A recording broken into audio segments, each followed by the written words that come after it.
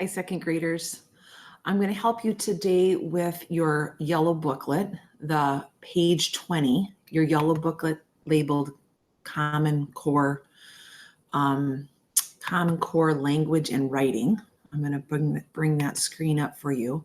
The reason why I'm going to help you with this page is we have been working in our purple packet to figure out word meanings, and we've had to use clues, and our clues are often called context clues. So here is the page 22 in the yellow Common Core Language and Writing booklet, and it talks about context clues.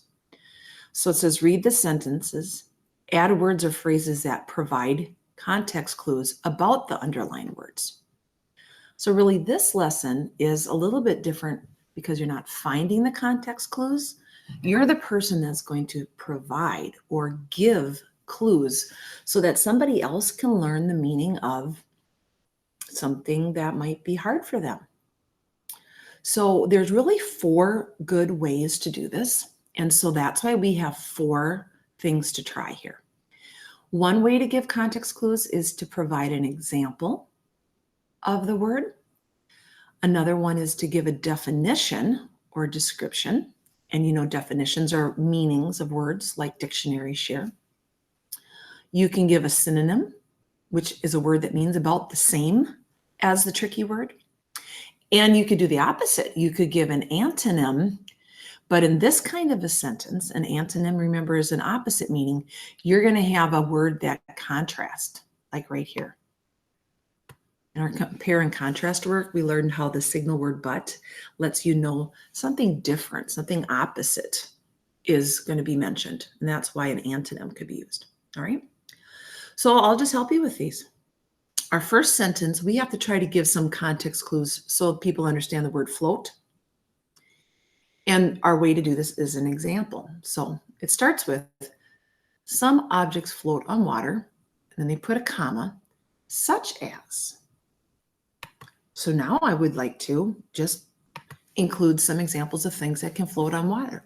So I could say boats, leaves, and, how about pool noodles? You know what I'm talking about. The things that you use in swimming to help you stay above the water. So that is a way to give context clues with the way of using an example. These are examples of things that float. So we've taught our reader what the word float means. All right, let's take a look at our next way of doing it. The tricky word is diagram. We want to explain the word, give clues to its meaning, by giving a definition or a description. So let's add a definition of diagram. A diagram is a picture or drawing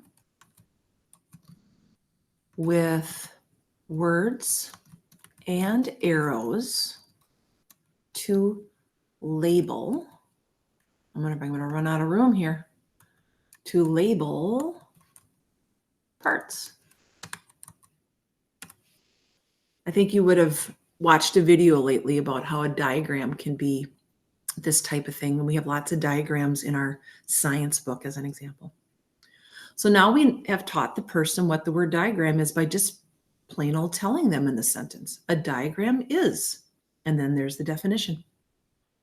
All right, our next example is to use a synonym for the word. So we want a synonym for require.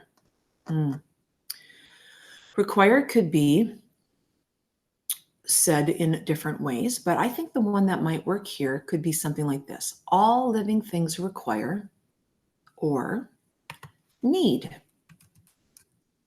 air, food, and water.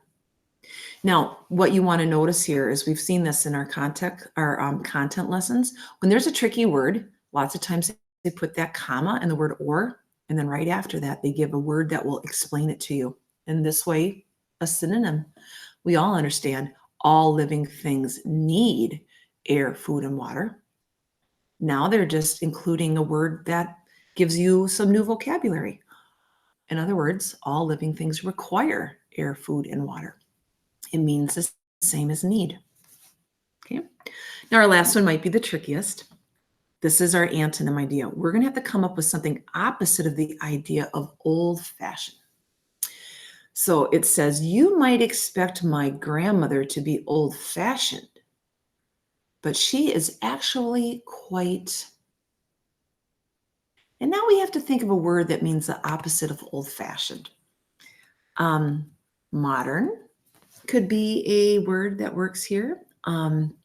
Sometimes maybe trendy is the opposite of old-fashioned. There could be some phrases too. But these are 4 ways that context clues are given, and you yourself could be the person that gives the context clues. So this is your page 22, and lots of help for you to understand more about how context clues are given or how you can write them. So have a good day, everyone.